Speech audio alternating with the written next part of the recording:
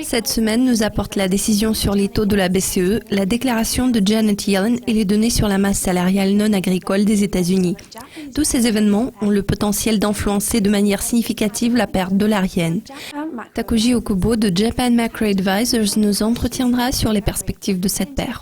L'économie japonaise a montré des signes de reprise qui indiquent que la récession technique du pays peut se révéler temporaire. Bien que les données soient positives, quelle réaction de cette paire envisagez-vous à court terme, en particulier dans le contexte de cette semaine qui abonde en publications importantes? En ce qui concerne la paire dollarienne, le moteur clé serait l'action de la Fed. Indépendamment des données japonaises positives, il y a peu de chances que la Banque du Japon décide de resserrer sa politique. Par conséquent, c'est à la Fed d'agir. Nous envisageons que la Fed va relever ses taux pour la première fois en décembre et va continuer à les relever progressivement en 2016. Ainsi, le dollar américain devrait se renforcer contre la plupart des devises et le yen ne fait pas exception. Le gouverneur de la Banque du Japon est en train de convaincre les investisseurs obligataires qu'il est en mesure de raviver l'inflation sans recourir à davantage d'assouplissement monétaire.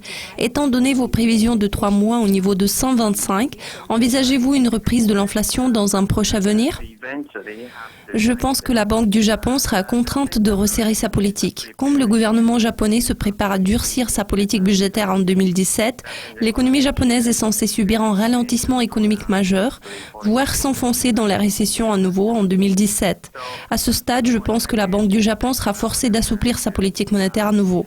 L'année prochaine, la Banque du Japon pourrait temporairement atteindre sa cible d'inflation de 2% si le prix du pétrole commence à rebondir. Pourtant, à moins que cela se produise, je ne pense pas que la banque puisse atteindre sa cible d'inflation avant 2018.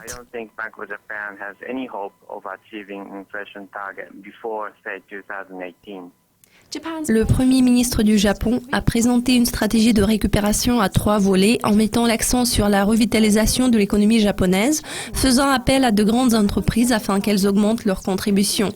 Vu vos prévisions de 127 d'ici 12 mois, quel est votre raisonnement derrière ces chiffres? Je suis sûre que malgré toutes les réformes mises en œuvre par le Premier ministre, il n'y a aucune chance pour le Japon de relever ses taux d'intérêt. En ce sens, il est certain que la politique monétaire de la Banque du Japon restera inchangée, voire plus accommodante. Donc, la progression de cette paire sera due à la hausse du dollar contre le yen plutôt qu'à l'affaiblissement du yen suite aux efforts du gouvernement japonais et de la Banque du Japon.